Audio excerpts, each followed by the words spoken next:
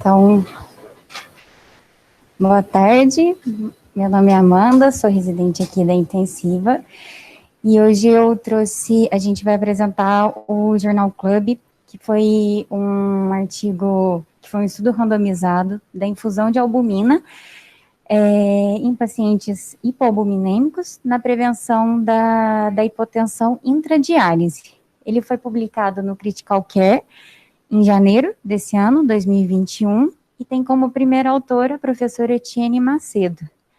Aqui também a gente tem presente na aula o professor Paulo Lins, que eu gostaria de agradecer a presença dele com a gente via Google Meet.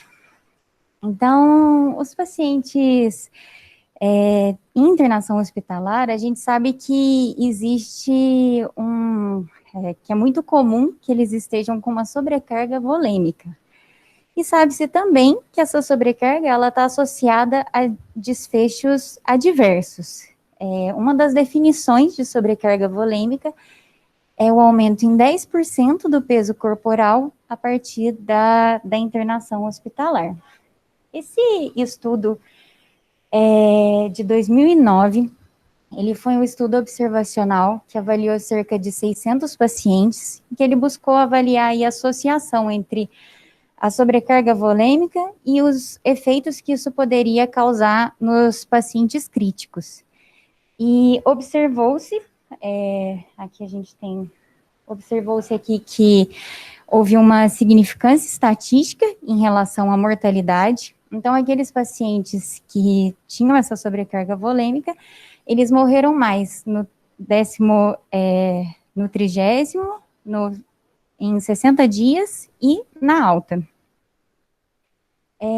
E essa mortalidade, ela aumentava de acordo com o tempo em que eles permaneciam com sobrecarga volêmica e de acordo também com o grau dessa sobrecarga. Esse estudo não observou nenhuma significância estatística em relação à recuperação da função renal quando o paciente tivesse esse aumento de volume.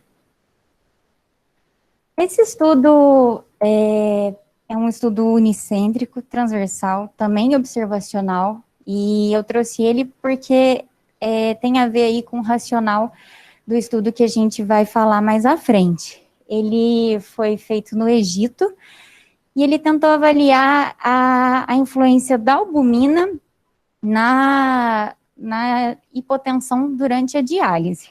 Foram divididos entre dois grupos.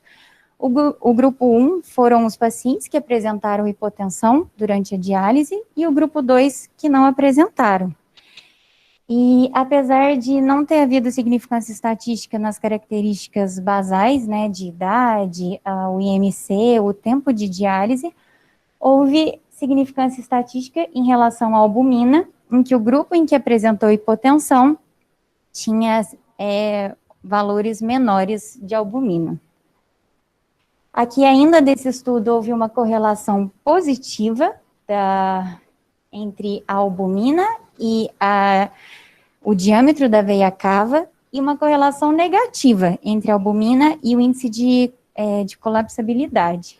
Então, o que os autores observaram foi que a hipoalbuminemia estaria associada a piores desfechos na diálise, a hipotensão na diálise talvez seria um preditor de hipotensão durante a terapia de substituição renal.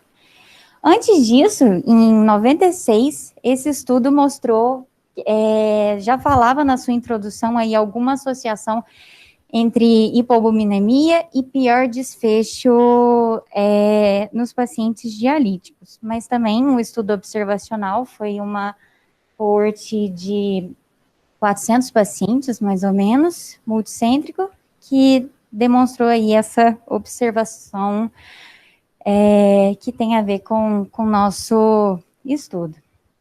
Então, a albumina, de muito tempo, ela já é usada em pacientes críticos.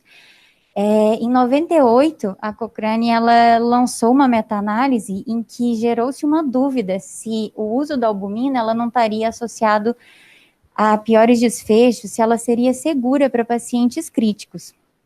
outras meta-análises que surgiram depois, elas foram contraditórias, e aí, puxando um pouquinho para o nosso lado da terapia intensiva, por isso que eu trouxe os dois seguintes estudos, vieram o SAFE, que tentou responder essa dúvida que existiu depois dessas meta-análises, em que ele tentou avaliar se haveria influência na mortalidade.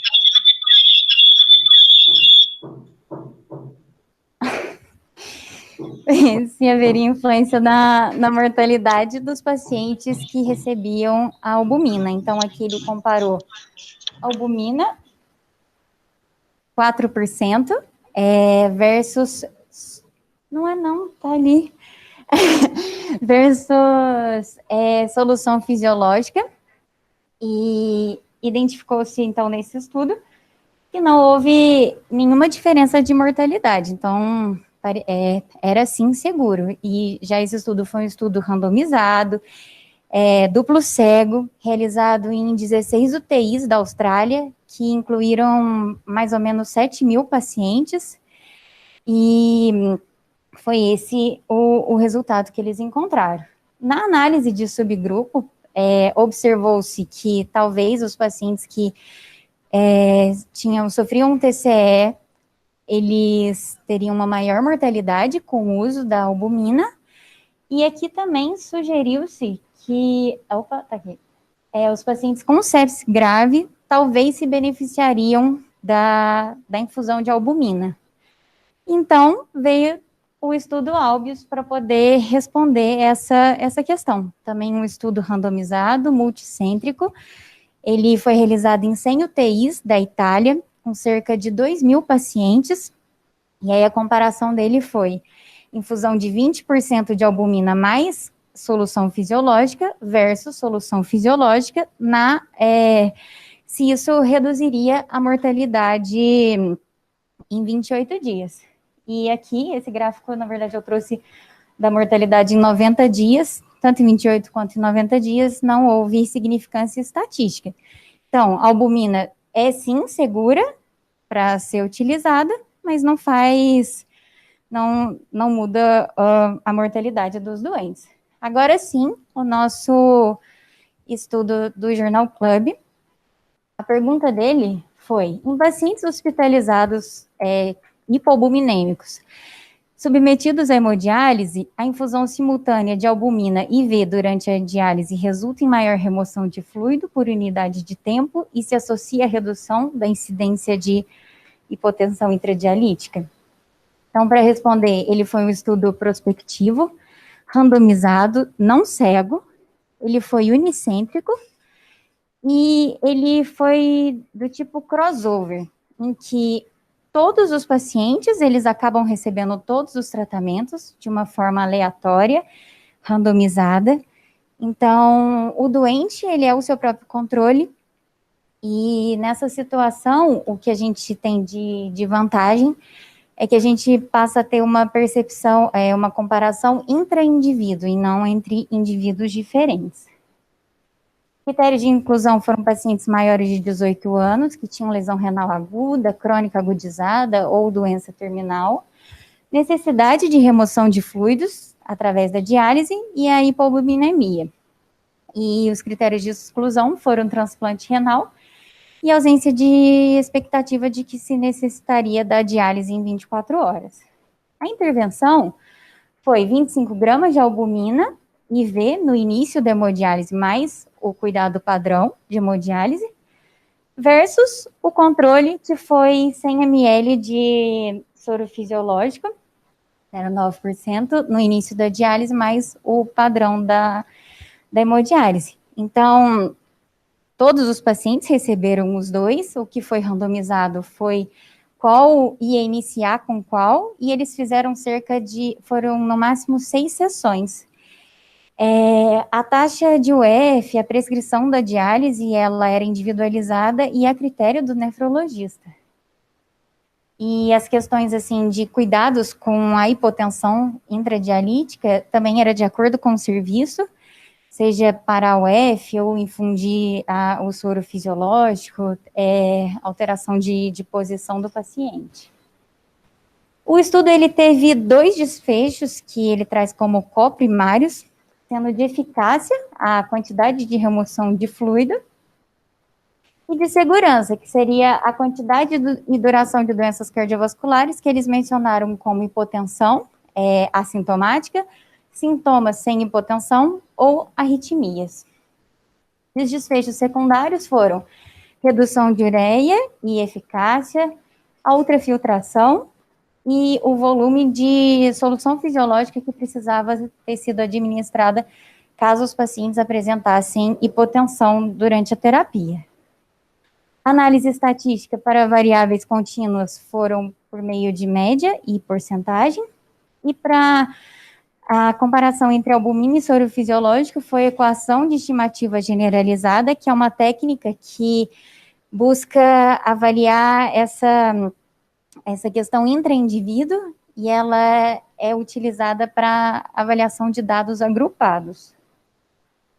Então, aqui, essa tabela foi os critérios que eles usaram para identificar a hipotensão, e aí são todos esses aqui. E, então, dos 276 pacientes que foram avaliados, 71 foram recrutados, e 65 acabaram sendo analisados, sendo que desses, 47 apresentavam lesão renal aguda. A tabela 1, ela traz as características basais da amostra. Aqui me chama a atenção que não tem nenhum score de gravidade presente na tabela, e me parece que a gente não tem o suplemento, né, professor? Então, a maior parte dos pacientes eram do gênero masculino, e grande parte também eram pacientes que foram dialisados em ambiente de enfermaria. Então, foram 86% em enfermaria e 13% em ambiente de UTI.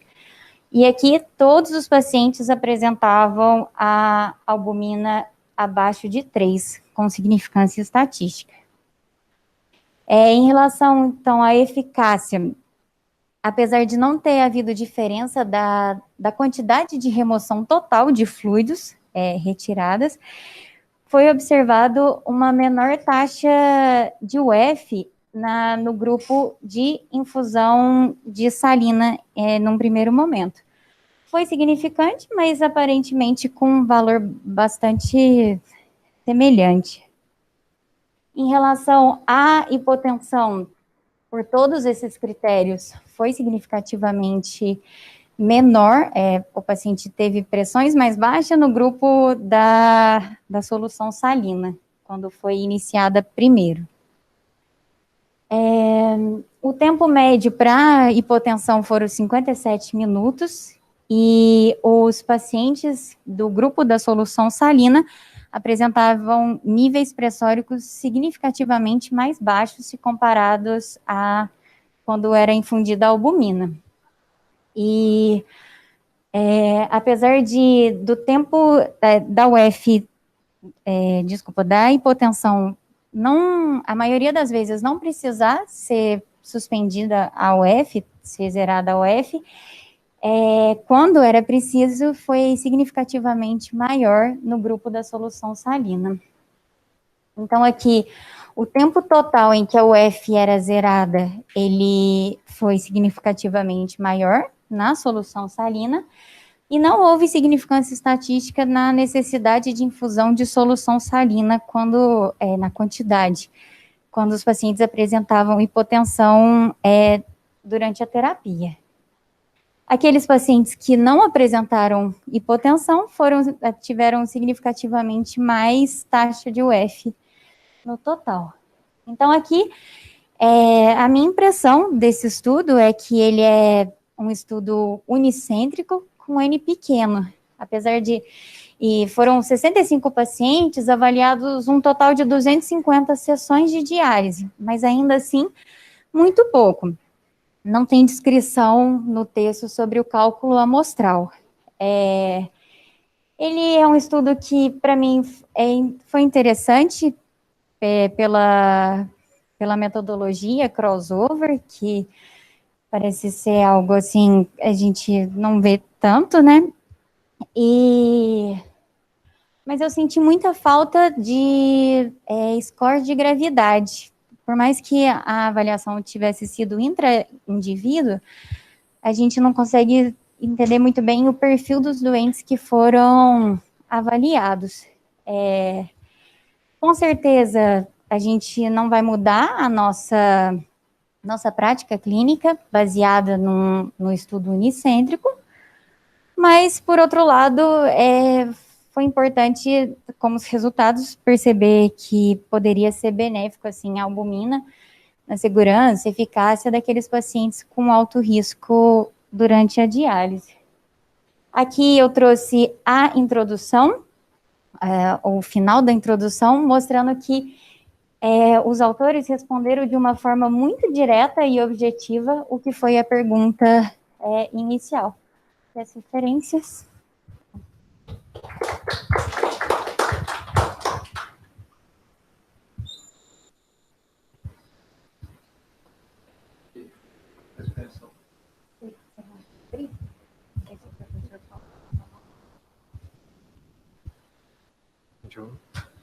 Mais uma vez pedir desculpas, mas aqui a gente não consegue agora por pouco você consegue.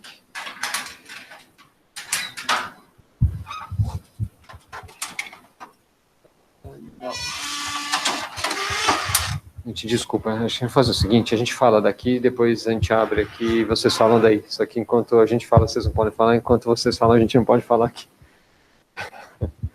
Então, vamos lá, gente. O que vocês acharam da pergunta primária do estudo? É uma pergunta clinicamente relevante para vocês ou não?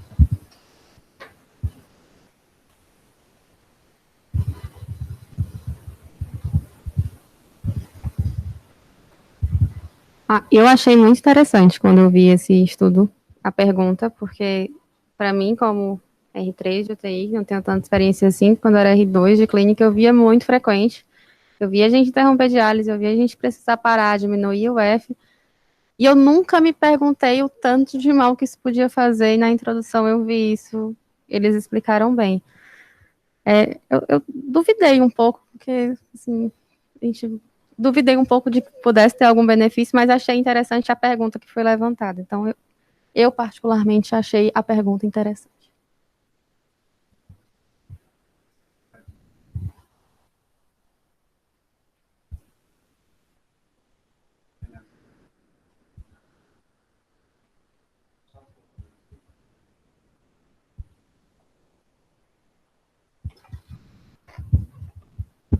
Em relação à metodologia e à variável de desfecho. Como é que vocês veem isso?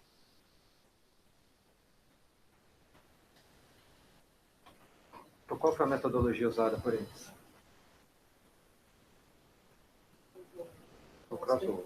Perfeito. Crossover, quais são as críticas e quais são as coisas boas? A Amanda falou um pouco de cada.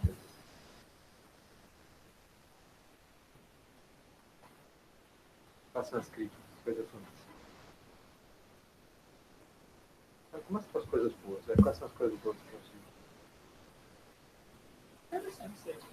É o mesmo indivíduo, né? Então, assim, então, ele teve mais hipotensão quando não usou albumina. Não sei, porque, assim, praticamente o mesmo parâmetro, né? Que o indivíduo, ele com a solução salina e com albumina. Acho que isso é uma coisa boa, assim, que é a mesma pessoa, assim, comparando.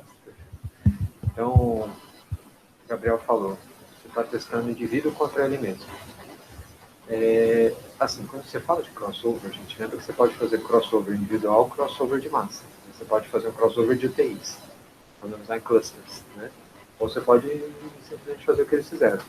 Você pega um indivíduo, randomiza a ordem que você quer fazer as coisas com ele.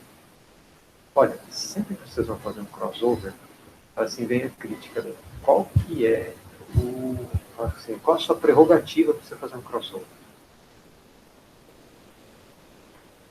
Perfeito. E para chegar nisso, o que você precisa? Você precisa que o indivíduo ele não varie entre elas. Só varie realmente a intervenção, concorda? Aí acho que o que a Amanda colocou foi bem importante. Né? Se você tem um doente que ele é muito grave no começo, ele vai melhorando com o passar do tempo, você está pegando em momentos diferentes. É o mesmo doente, mas em condições clínicas diferentes. Então, isso acho que é uma coisa interessante que a gente sempre deve levar em conta, né? Quando você randomiza um cluster, uma UTI, por exemplo, assim, é possível, né? Acho que as coisas melhoram com o passar do tempo, mas quando esse período que você espera entre um e outro acontecido, talvez não seja o suficiente para a UTI inteira mudar como um todo, né?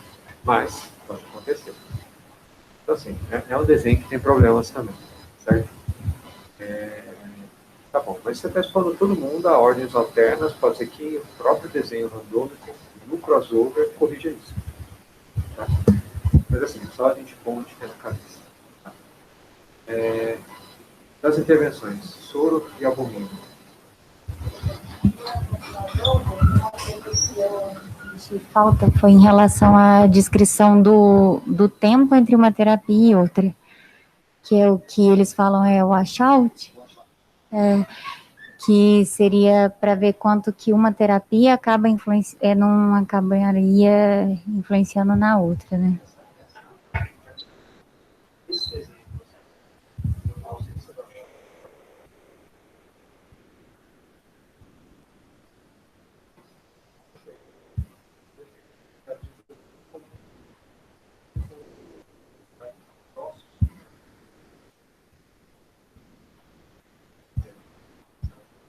Uhum.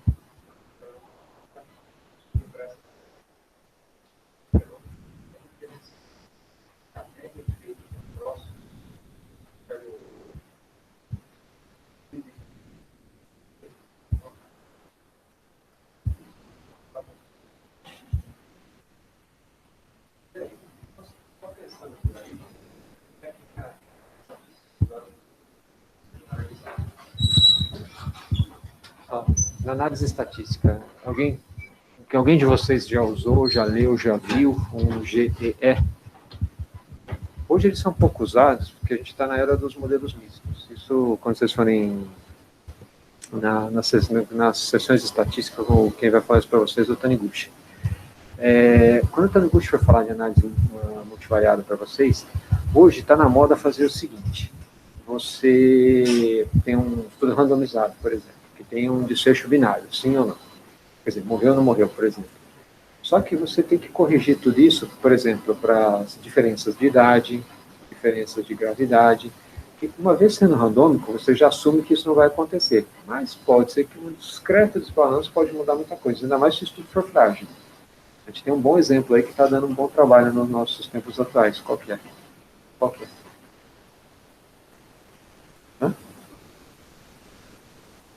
Alcuracis, perfeito. Alcuracis é um estudo neutro, que todo mundo chama de positivo, depois das correções. Então, ele é extremamente frágil, né? Então, bloquear os lentes dos dois estudos randomizados com um único positivo é extremamente frágil. Você manda um lente de lado, ele passa para de cinema. Se torna um estudo neutro. Bom, tá bom.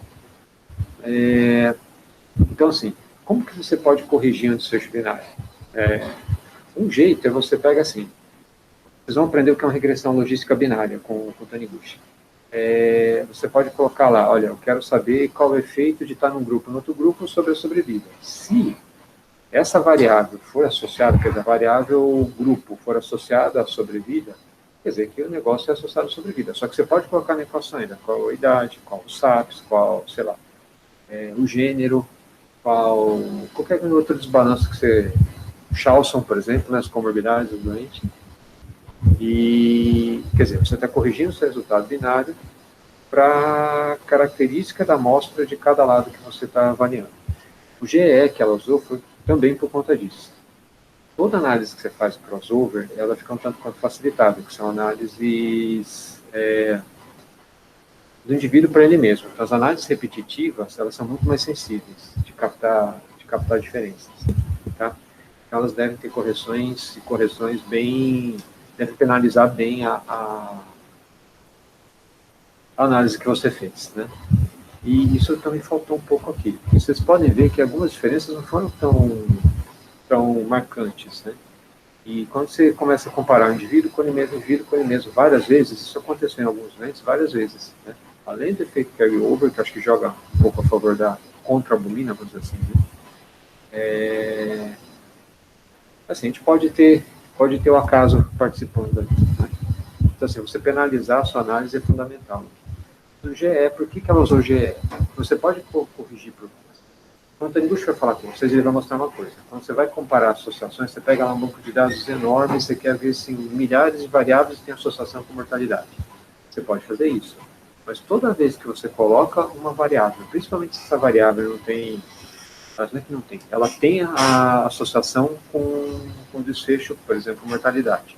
Só que ela é colinear, quer dizer, ela corre com uma outra. Por exemplo, você vai analisar assim, olha, pressão arterial média da entrada do paciente com relação com mortalidade na internação no UTI. Só que você quer analisar a pressão média e a pressão sistólica. Vocês concordam que se eu analisar a pressão sistólica média, elas têm uma variação no tempo muito parecida? Uma vai ser a variabilidade durante o tempo, a variabilidade entre indivíduos, principalmente, vai ser parecida entre as duas. Isso se chama colinearidade. Você coloca as duas na equação, quando você faz uma análise multivariada, uma tira o poder da outra, é capaz das duas verem neutras, daí você põe uma só, ela ser positiva. O GEE, ele tenta corrigir isso, tá? Mas tem jeitos mais, talvez, robustos de fazer isso também, tá? Bom, mas isso é um problema de qualquer análise multivariada, por isso que, assim, quando a gente vai fazer análise de cortes, análise de bancos de dados que você na vida, a gente vai procurar sempre correlações. Nada ali você pode jurar que tem efeito causal, certo? Bom, um grande exemplo disso, desculpa se vocês vão falar para vocês, né? Tem um estudo canadense comparando, por exemplo, Apache, os enfermeiros, os médicos e os residentes. Quem que prevê melhor estudante que internou na UTI vai morrer ou não? Enfermeiro que o melhor prevê. Depois são os médicos, depois os residentes, por último a Apache. Por que eu estou dizendo isso? Sempre que a gente fala, vamos corrigir para a gravidade, que foi o que a Amanda que falou aqui, os SAPs, o Apache, eles não veem coisas que a gente vê. Quantas vezes você chega na frente dos... Por exemplo, o Motley. Apache vê Motley. Você vai lá examinar o doente, você vê que está roxo. Motley. Pô, daí você vai ver a frequência cardíaca dele é boa, a pressão arterial é boa. Está com uma dose de NOR que passa de 0,1 por quilo lá minuto. Quer dizer, isso é muito grave, concorda? Só que para o Apache, o que ele tem?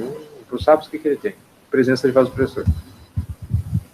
Assim, só tomar cuidado com isso. Bom, tá bom. O que mais? Aí acho que o Paulo vai comentar depois também aí. Paulo, eu pedi para você, depois, se possível, comentar aí sobre os fatores associados à hipotensão na diálise, tá bom? Alguém tem alguma colocação? Só, última colocação. Esse estudo, dá para a gente pegar e pôr na prática para todos os doentes? Sim, não, por quê? Não é só sim, não.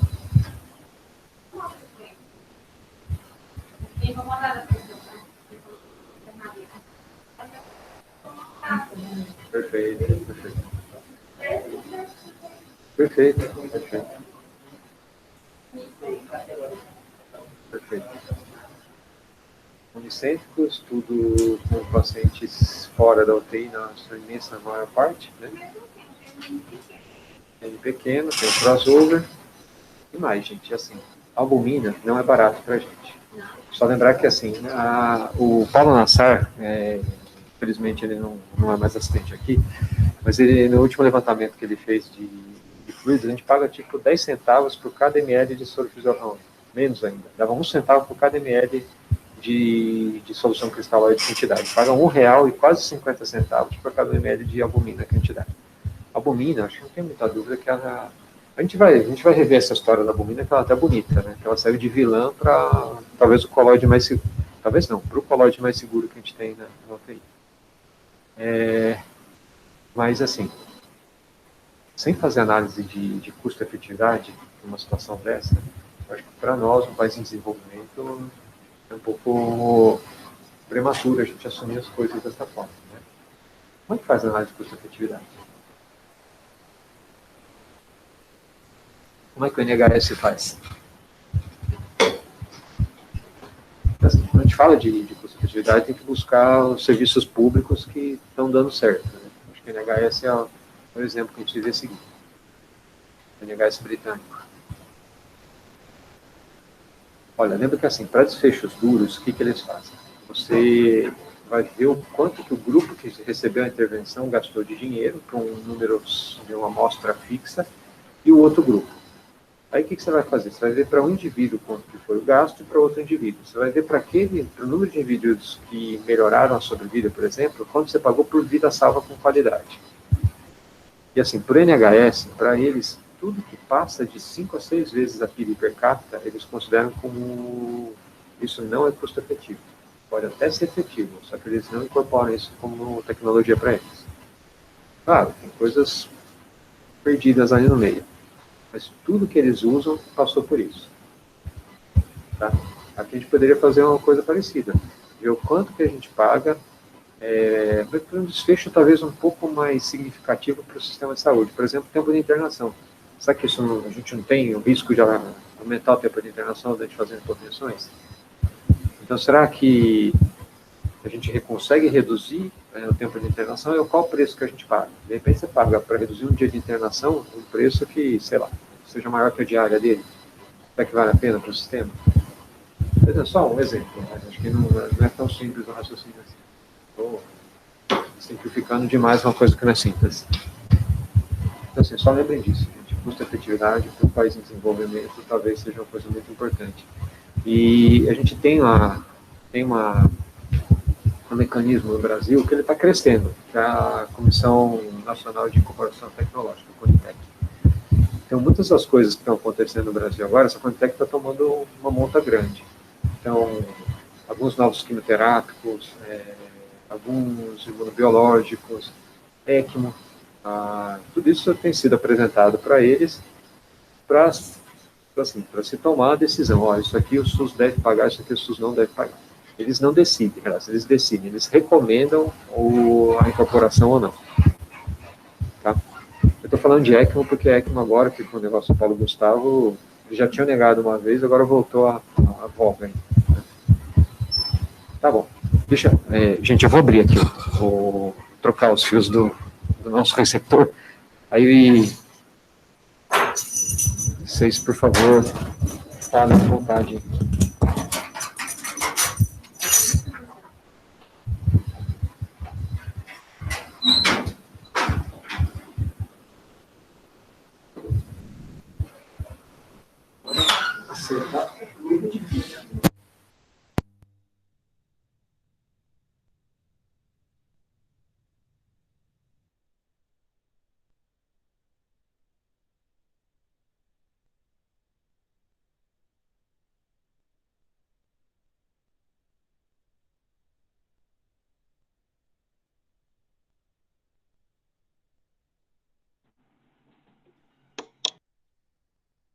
Vocês estão conseguindo ouvir?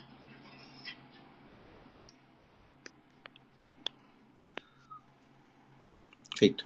O que eu queria comentar e perguntar a opinião do Marcelo em volta disso é que o seguinte, sempre que eu coloquei no chat, existe bastante medo, tanto da comunidade nefrológica, dessa albumina, e uma questão que levantou foi, poxa, a gente vai fazer 25 gramas, que pra gente, na nossa equivalente da nossa albumina, né, isso aí daria 2,5 frascos de albumina, então seria mais ou menos quase 150 ml de volume, só que essa albumina é muito oncótica, pode piorar a parte respiratória. Se nosso paciente está indo para diálise por uma indicação por congestão, hipervolemia, ele pode piorar com essa albumina em bolos. Essa albumina foi feita pré-diálise.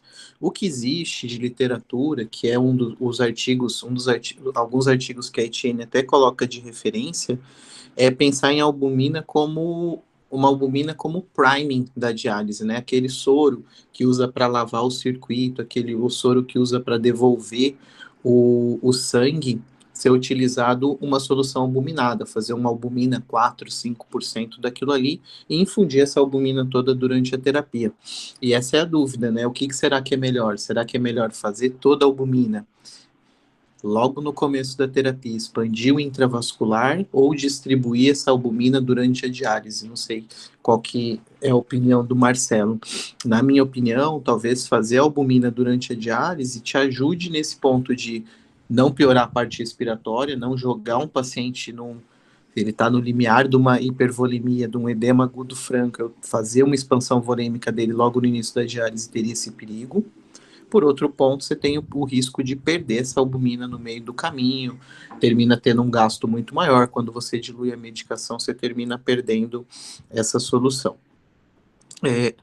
Coisas da diálise, acho que o pessoal, os meninos da UTI, os residentes da UTI, vão ter menos vista disso. Dá para fazer algumas outras coisas na máquina de diálise, né, na máquina de proporção, para tentar reduzir hipotensão, e aí a gente não sabe muito bem no paciente em terapia intensiva, no paciente que está no andar, se isso dá certo ou não. Tem muito estudo que falou disso em diálise de crônico. O pessoal gosta de subir o sódio, jogar 5 mEq de sódio acima no dialisato para tentar segurar. Isso no crônico, na diálise de crônico, resolve a hipotensão, mas tem um efeito catastrófico, que é que o paciente fica com mais sede, ele vai para casa, assim, top de água, e volta muito mais acima do peso seco do que já estava. Então, isso aí de aumentar o sódio do dialisato não deu muito certo. O que o pessoal de clínica de crônico, o pessoal do crônico do HC, inclusive no andar, na sala de diálise do 7º andar a gente está fazendo, é fazer um perfil de UF casado com um perfil de sódio, que é o quê? Começa com o sódio maior, como o F como o F em maior volume, eu começo tirando mais, e com o passar da diálise eu vou reduzindo o sódio do dialisato, junto com a redução do sódio de dialisato eu vou reduzindo a UF. Se vocês colocarem perfil de UF em literatura, colocar no Google para procurar artigos de perfil de UF, vocês vão ver que não tem quase nada a respeito disso, quase nada em crônico, em UTI muito menos, mas olhando a fisiologia dá para pensar qual perfil que é melhor. Tem perfil que tira bastante volume, depois pausa, deixa o paciente se recompor, deixa o paciente se recompor a volemia, mas não tem muita literatura, muito dado robusto em cima disso. Acho que esse trial da Etienne é um trial que muda muita coisa. O pessoal da nefrologia está muito empolgado com isso, está soltando muito a mão da prescrição de albumina. E outra questão que eu queria até perguntar para o Marcelo, ver qual que é a opinião dele, eles colocaram só hipovolemêmicos, só pacientes com albumina menor que 3. O Albios mostrou que repor a albumina por repor não adianta muito, né? Talvez ali um desfecho de sofá cardiovascular, um desfecho de tempo de ventilação mecânica ajude, mas reposição por si só não é grande praxe. Vale a pena no paciente com albumina ali 3,5, mas extremamente anasarcado? Será que a gente pode pensar naquelas alterações pós-transcricionais da albumina, que essa albumina não está conseguindo ter o seu efeito correto, que essa albumina não está fazendo todo o efeito intravascular que ela poderia estar fazendo? Essas são minhas duas grandes questões, né? O como fazer a albumina e se vale a pena essa albumina nos pacientes com albumina sérica normal.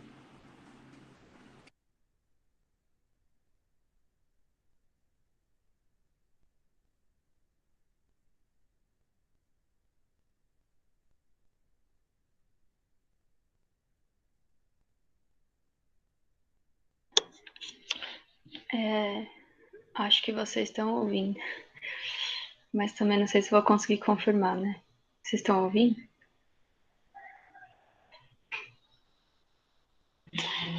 Algumas coisas que eu fiquei pensando, assim, professor. Eu achei o design de crossover muito interessante. Acho que ele é robusto na medida em que o indivíduo também é comparado com ele mesmo.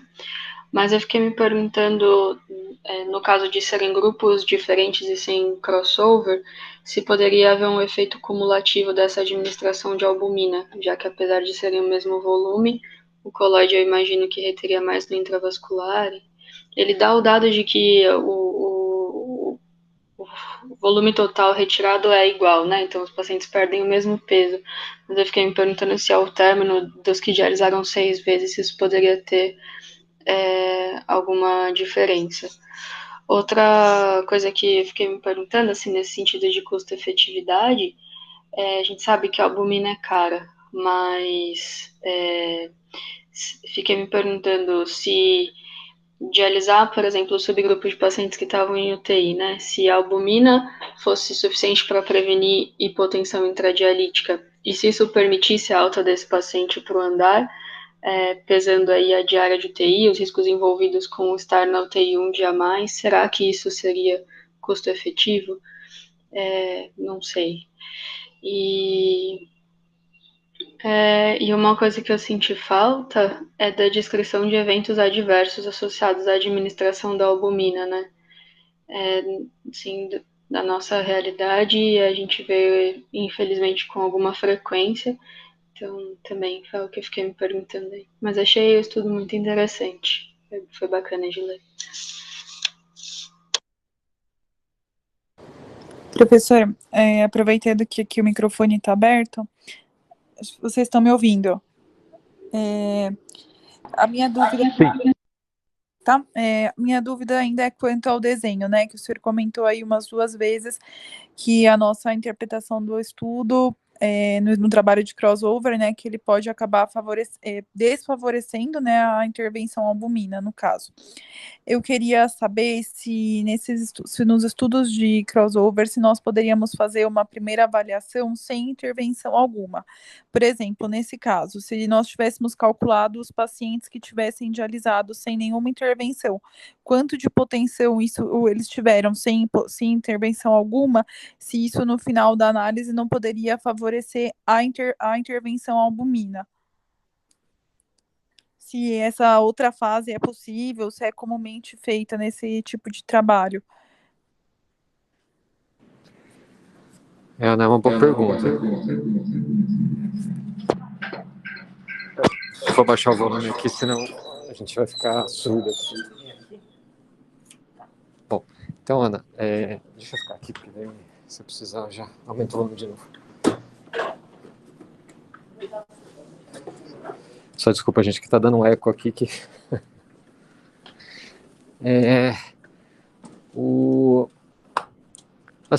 Sem dúvida nenhuma, acho que os doentes que têm albumina menor são os doentes mais graves, né? Os doentes mais graves são os doentes que são mais propensos a fazer hipotensão.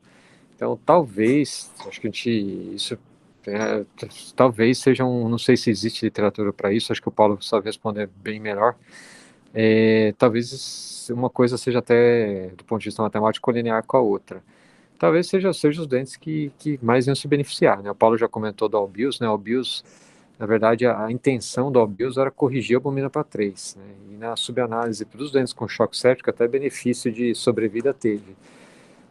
Só que acho que o professor Gattinoni foi induzido a retirar isso ali da discussão mais profunda. Porque, realmente, assim, para a pergunta do estudo, o Albius é neutro, né? Mas eu acho que você tem razão, sim. Ou talvez seja um grupo de maior risco. O que você acha aí, Paula?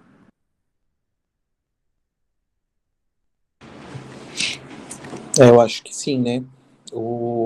Se a albumina é menor que 3, realmente é o paciente mais grave, né? Não tem muito o que falar. A nossa dúvida, isso a gente levantou até numa reunião do Agudos, é se a gente não pode fazer isso para todo mundo.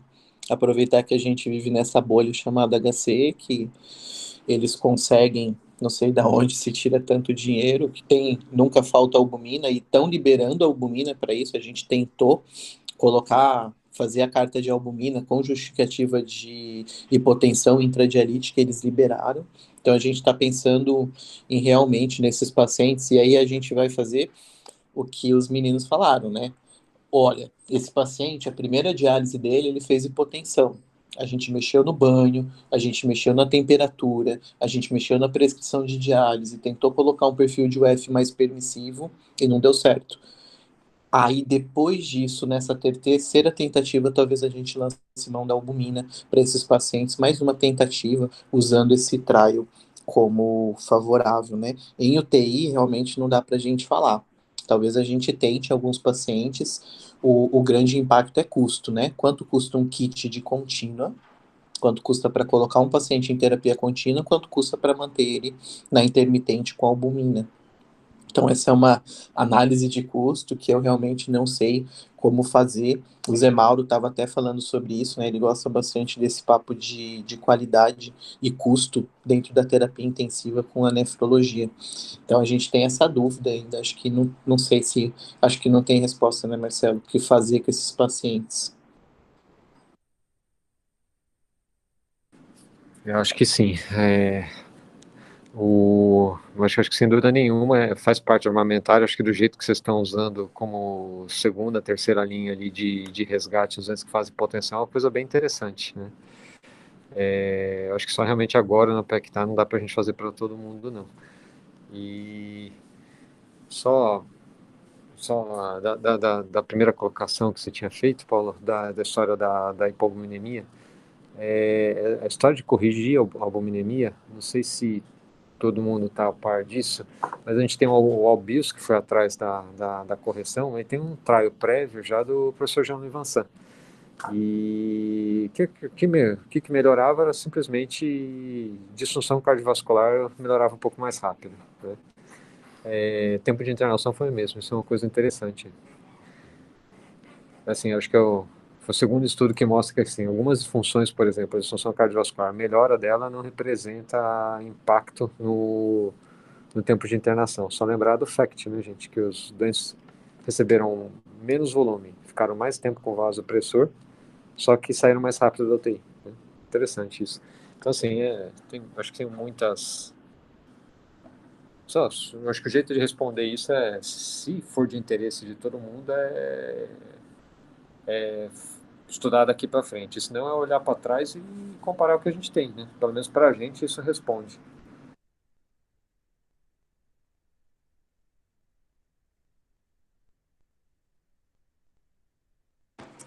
E o que você acha, Marcelo?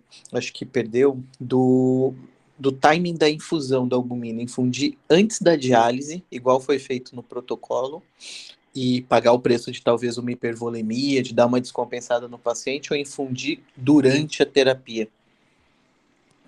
O que você acha? Uma boa pergunta.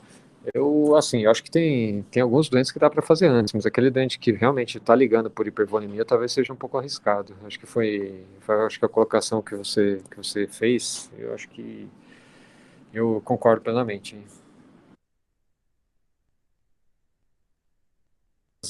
Nesse momento, fazer durante a terapia é uma coisa interessante.